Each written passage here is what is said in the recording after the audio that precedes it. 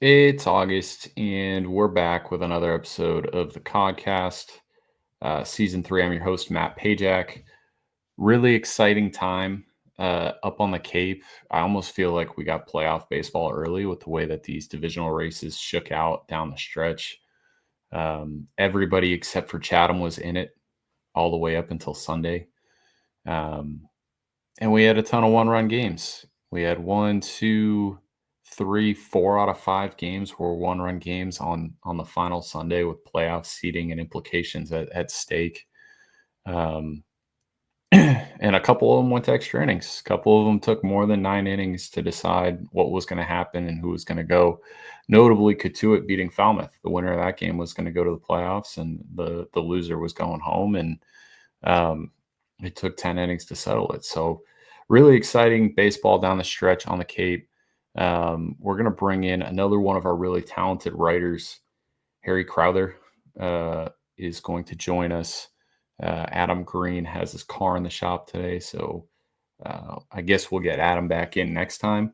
But really excited to have Harry on and kind of get his thoughts. I'm sure he was at a couple of these games over the weekend and kind of get his pulse on where we're headed. I mean, it's, again, August 4th is the day that we're recording this. It's should be the final scheduled off day of the Cape season. And, buckle up. If the playoffs are anything like this past weekend, this is going to be one of the more competitive playoffs at the Cape seen in a long time. And what a season, what a season. So let's not waste any more time. Let's get Harry in here and let's get his thoughts on things. And let's talk about where these playoffs are headed and kind of how everything shook out over the weekend. All right, welcoming in now, very talented Cape League writer alongside, Adam Green, who the audience is familiar with at this point. We've got Harry Crowther. Harry, you're gonna have to give me some background on you. I'm very familiar with Adam at this point, maybe too familiar. But Harry, how'd you get involved with the Cape? Where are you from? Where are you in school? Give us kind of the rundown on the back of your baseball card. Yeah, I mean, I feel like growing up a baseball fan, you always know of the Cape League. My dad talked about it when I was younger. You hear about it being the premier wood bat league for non-draft eligible prospects, and even a lot of times draft eligible prospects too. So I always knew that the Cape League was what it is, and the opportunity to come up here and try and work on my skills as a writer was something that it was very attractive to me. I had a good friend who worked here last summer, and nothing but good things to say about the experience. So it's been a lot of fun for me, and really excited to see where the season ends with the playoffs starting tomorrow. Awesome. So where are you from and where are you in school right now? I'm from Charlotte, North Carolina, Okay. originally, and lived there my whole life. So stay close to home, fairly close to home. At least I go to UNC Chapel Hill, about 2 hours up the road. So I'll be a senior here in a couple weeks, which is crazy to say. Nice. We might have to link up. I live in Cary. Oh, nice. I worked in Cary last summer. I was at USA Baseball, so I Oh, spent a lot you of were at time in Cary USA last last summer? summer. I Nice. was, yeah. Well, cool. Let's talk about what happened this weekend because I feel like the playoffs started early and They did. yeah, let's kind of get into it a little bit. Yesterday, pretty much every team had a shot to either improve seeding, win a division, get into the playoffs, except for Chatham. And then Chatham, they still made some noise and affected the overall end result. And what three or four of the games were one-run games, and two of them went to extra innings to settle them. I mean, what's going on? You want to go back to Saturday when what Saturday someone clinched? Was it Bourne? There were two teams, maybe Bourne and YD. kind of settled where they were going to be in the playoffs on Saturday, and then there was a bunch of open ends yesterday. Yeah, I feel like the weekend was kind of a microcosm of the entire season because it's been back and forth. I think in both divisions, four of the five teams led at one point. And so really over the course of the 40 games, it was anyone's division title to win in either division. And we kind of had the picture somewhat clear in terms of the playoff spots in the East. We knew that Chatham was going to be the odd team out, and those other four teams were locked in. But of course, the title was up for grabs, and that was very entertaining last night. Chatham, the team that did end up making the playoffs in extra innings at Veterans Field last night, impacted who won the division. They beat Harwich, and that gave the crown to Orleans, who had also lost earlier in the evening on a walk-off to Brewster. So crazy things happening all across the Cape. And really, we had no idea who the division winners were going to be until the very end. A little bit clear in terms of the champion in the West, with Bourne winning. They won the crown, but they were in first place for all of 2 days. They took the lead on Saturday and kept it yesterday. So craziness across the Cape over the weekend. Now we do finally have that clear picture and a lot to look forward to, I think, for the playoffs. Yeah, I'm just looking at the way these standings shook out, and like you said, Bourne, yeah, obviously pretty cozy at the top of the West, as cozy as you can get with the same amount of wins as the second place team. But oddly enough, them and Orleans hottest down the stretch here in the last 10, 7-3 each, but a -9 differential for the season for Bourne. So they take the West with a negative run differential on the season, which I think that just again highlights just how tight everything was across the Cape. I want to go to that. What did you say? Orleans Brewster game. Was it Orleans Brewster Yep, yesterday? at Stony Brook. Yep.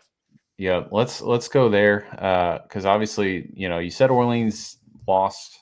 They're 7-3 in their last 10. They've been one of the hottest teams down the stretch since the All-Star game.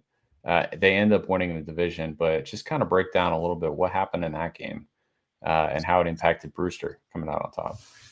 Yeah, it was a 5-4 score at the end, and it was back and forth. Brewster took an early lead in the second inning.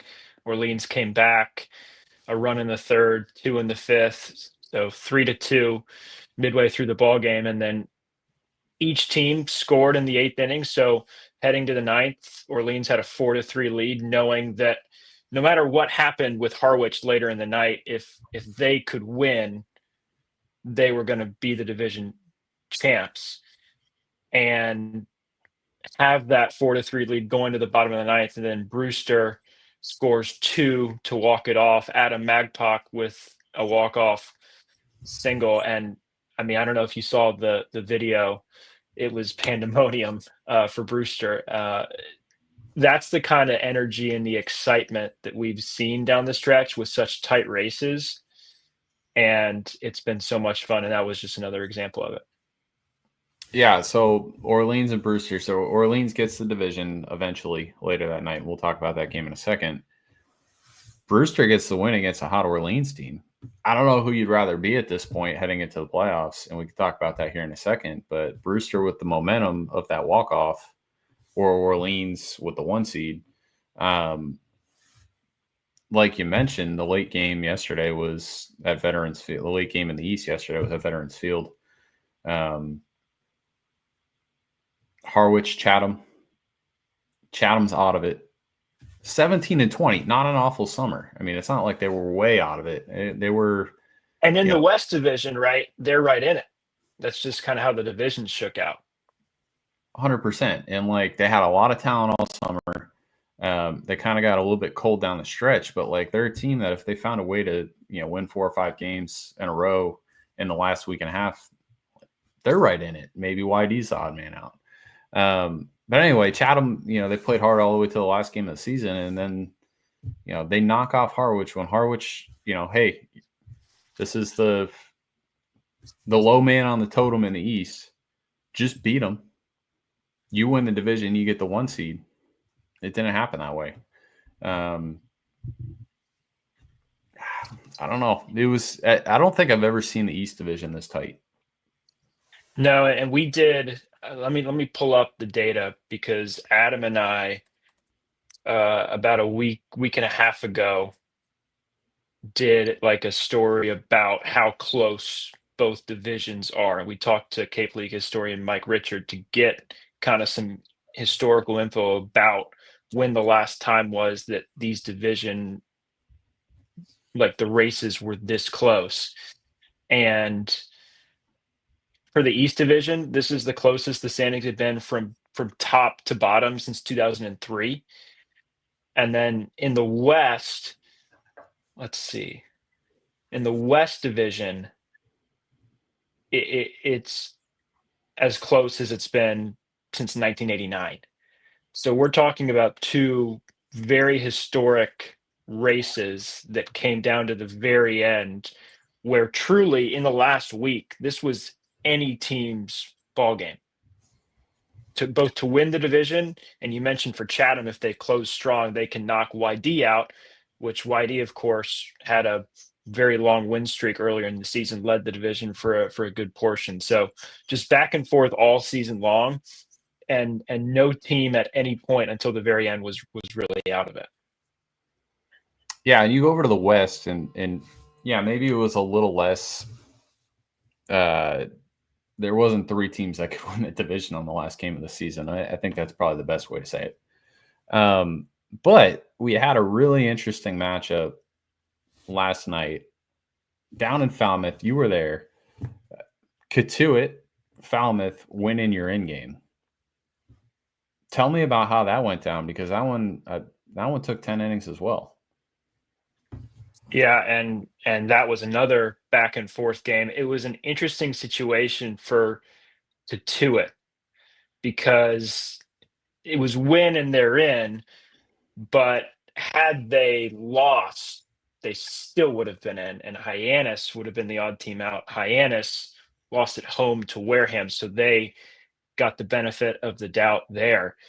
But extra inning game, back and forth, with 2 outs in the top of the 10th, Cotuit plates 2. And you know, with the extra inning rules, if you plate 1 run in the top of the 10th, you feel like that's the requisite. If you plate 2, that puts a lot of pressure on the home team. And both those runs scored in the top of the 10th with 2 outs. So Falmouth then, basically, the situation was in the bottom of the 10th, it was 3 runs to save your season. 3 runs and you're in the playoffs. Anything less than that, your season's over. And they came close with 1 out. It was second and third with already a run home, and a line drive with the infield in, a line drive right at the shortstop, Ryan Farber, for the second out. And then Antonio Morales was the third out, could not get that big hit late. So it was palpable energy at the Gov last night. Everyone was into it, and the Commodores just came up short. But it was a great ball game, and like you said earlier, the playoffs definitely came early because that was a playoff game. Yeah, and luckily for all these teams that are still playing, they get the last planned off day of the season today, Yep. to maybe recharge a little bit. I think some of these teams need it. Yeah, and then it's strapped right back in. And yeah, Harry, I hate to say something like this, with how tight everything was, it just feels like this could end up being a team. There could be a team in here that just runs away with this thing. And I have a theory about that, if you'd like to hear. I have a theory that you mentioned earlier, the run differential, and you mentioned Bourne winning the West with a -9 run differential. Well, if you go down to third in that division, you'll see the Cotuit Cavaliers sitting there with a +26 run differential. You look at their expected win-loss, 21-16, based on their run differential, would have been good enough to win the division. One of my favorite stats that I've tracked all season long is balance. And we know that there's a bunch of roster turnover on the Cape. pitchers come and go, position players come and go. It's hard for these managers and GMs towards the end of the season. They kind of want to lock in their squads, get some continuity at the end to push towards the playoffs. I feel like Cotuit has that. Mentioned Ryan Farber. He's kind of been the shortstop most of the summer. They've got some guys. Jack Natili's been great behind the plate. They've got some guys who have been with the team for a long time. Lauren Hibbs has done a very good job, I think, as a first-year manager. And the stat in terms of balance is team OPS and team ERA. And despite roster turnover for pretty much all of the season, they've been the only team that's been in the top 3 in both of those categories. Now, Wareham is there now, which is interesting because they play each other in the first round. So that should be fascinating. But if you look at balance on both sides, Cotuit has that and has had that all season long. So I think that's very interesting. And if you're looking for maybe an underdog from the West, the division that, kind of all season has been, I'd say, second in terms of the divisions to the East. If you're looking for kind of an underdog that can make some noise in, like you said, a playoffs that's really, who knows what's coming, I think Cotuit is the team to watch. Yeah, that tees us up perfectly. I was going to ask you who you like in the playoffs, and it sounds like you like the Kettles. I like them. I think the smart bet is probably on a team from the East Division, just because it's been the better division. And you look at the standings, it's, there have been times this season when the West has not had a team above 500, and the East has had pretty consistently 4 teams above 500 all year. So that's the better division. But again, the underlying statistics and getting hot at the right time, the win that they had last night, I just think that's interesting. And Brewster is another team that I really like, and a big reason for that is a big bat in their lineup that they got late in the year, Brendan Lawson from Florida.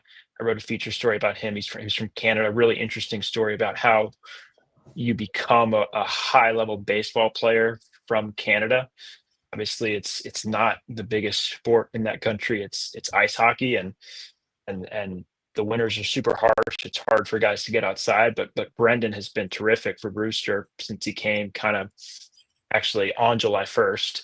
He arrived, and he's slotted in really well as a middle of the order bat after the Whitecaps lost Josiah Ragsdale and Daniel Cuvée. But I don't know. I think you kind of throw everything out the window, but those are 2 teams, one in each division, that I kind of like heading into the postseason. Yeah, and you mentioned Brewster, and you mentioned that impact bat and Lawson. Cotuit, they've got the consistency. They've had Ryan Farber. I believe he played in every game this season. I think he might have been the only position player to do that. Might have been the only player on the Cape to do that. Let me correct myself there. He was great. Camden Johnson was really good and consistent for Cotuit all summer long. They had some bigger names that kind of came and went. Rintaro Sasaki, Andrew Wiggins, it's a bunch of different names, right? But they got Caden Bogenpole in the middle of that lineup right now. And he kind of came to the Cape late, and he's as tooled up and as much of a prospect as anyone. And I feel like he's kind of got his foot in here the past week or so. And he could be that guy to you talk about that balance between the pitching and the hitting and the consistency and this and that. And then it's like, okay, well, watch out. Like if Caden Bogenpole gets hot, Cotuit could very easily be the best team in the West at this juncture when you're no longer considering, a record that includes a bunch of games that were played with a bunch of players that are no longer on the Cape. And I think that's kind of like a huge piece of this is like, okay, let's look at these teams and who still has an impact bat. And a team that I like and they've been really hot down the stretch is Orleans. Obviously, they won the East. And something that Orleans just kind of had all year was like a really consistent lineup. They had a bunch of guys in there that were, getting it done. A lot of East Coast names or West Coast names. You had Elijah Ix from Hawaii. You had Potestio, you had Garza from Cal Poly, and these guys were just not really impact bats. The OPS was under 800, but they're hitting around 270, and the pitching was good, and they'd scrape across a run here and there. But in the past, there's a guy who's come to the Cape here last 10 games, and they've injected him right at the top of the lineup. He's already got 4 home runs. He's a Tennessee commit. He had 4 home runs. He raked in the Appy League before he came to the Cape. So he's just having a monster summer across the board. He's a junior college kid, again, that's committed to Tennessee for the fall. Tyler Myatt. And for me, like, that could be the battery in Orleans is back to really, send them on a run here in, over the next week and a half, 2 weeks as the season shakes out. So I think to kind of put the whole thought together, right? There's a lot of talk of like, okay, roster turnover, guys go home early. Like, this has been a recurring theme, not just for like the past couple summers, but go back 10 years. There were always guys that left early, but it's always been there. Yep. It's always been there. But right now we're looking at a playoffs, and it's as tight as it's ever been. And there's a lot of exciting players left on all these rosters. So there's reasons to go out there and watch it, not just because the baseball is going to be good, not just because it's tight and because it's playoff baseball, but it's like, man, there's still some dudes hanging around the Cape in August. Yeah, and talking about kind of guys who have stayed and have been here all summer, you go and you sort by games played, and you're right, Ryan Farber for Cotuit, the only player in the league who played all 40 games.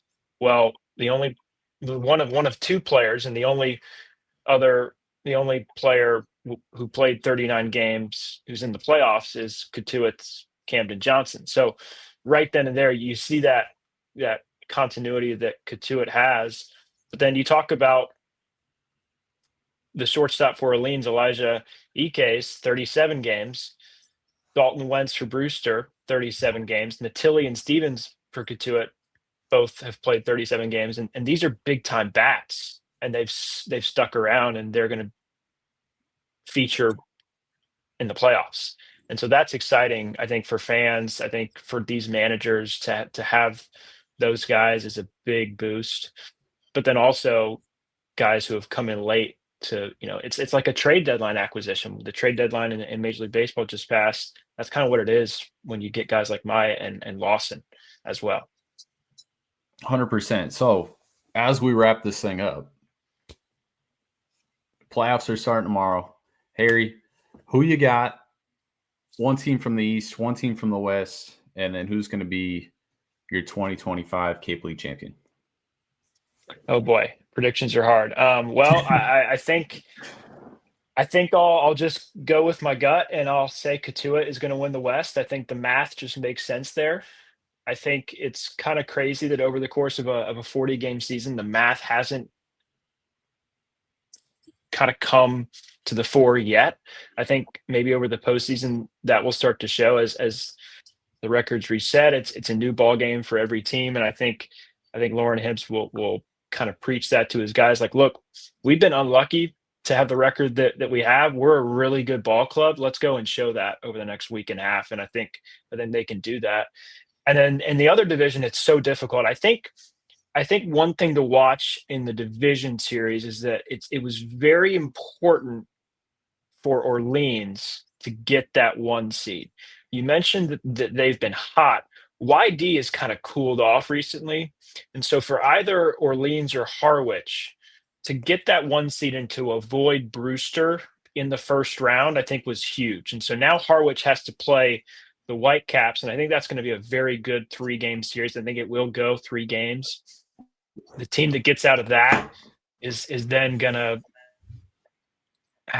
feel really good about themselves, I think. And I think Brewster can get past Harwich with their bats and with that magic that they showed last night with the walk-off. Of course, Harwich maybe deflated a little bit. They lost some games down the stretch and then lost the division yesterday. So I'll pick Brewster to get past Harwich, and I think Brewster will win the East Division. I don't think we can count out YD because they've got some really talented players on that squad as well, and they've been great, especially on the pitching side all year. but I'll go with Cotuit and Brewster. And then just because I think that we should expect the unexpected, I'll pick the Cotuit Kettleers to win the Cape League Championship in 2025.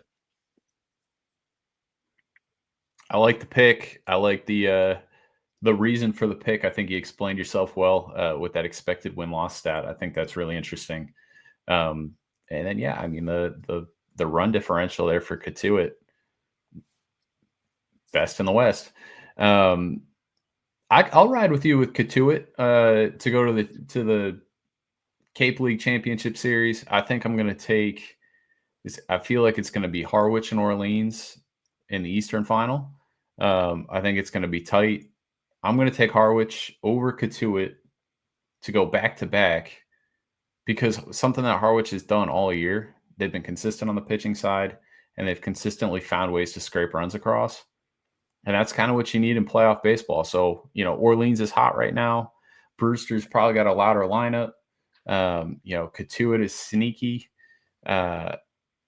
No one's really talking about Harwich right now, but they were consistently, one of the best teams on the Cape all summer, even though they weren't flashy at any point. So they've got an exciting player in the middle of their lineup too, Aiden Robbins, who can, go toe-to-toe with a lot of these other guys that we've mentioned on some of these other teams. So I think it's going to be a really interesting next week and a half. Really excited to follow it. Jealous of you because you get to be on site and get to watch all the excitement.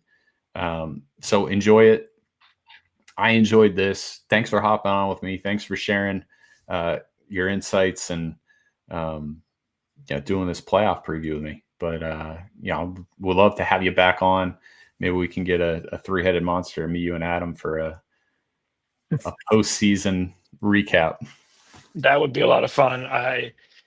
I'm very excited. I feel like you talking about Harwich makes me want to change my pick because if there's one thing we know about postseason baseball is pitching, pitching, pitching, and they've had the best team ERA all season, and they've got one of the best relievers in the league, lockdown closer Christian Rodriguez from Florida as well. So we know that plays in the postseason.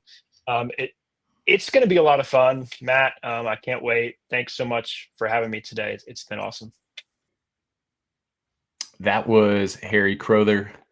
Again, another of the talented writers who's been covering the Cape all summer from UNC Chapel Hill. Sounds like he likes Cotuit. I like Cotuit. I do like the teams in the East. Something we talked about offline after he jumped out was, we didn't even mention Hyannis one time. So wouldn't it just be poetic justice if Hyannis in 4 or 5 days was running away with the Cape playoffs? Could happen. Anything can happen. We'll be back at some point here in the next week and a half to talk about all of the craziness that is the Cape League playoffs. Buckle up. Appreciate you guys always listening to the Codcast. That'll do it for this episode. I'm your host, Matt Pajak, and you will hear from me again soon.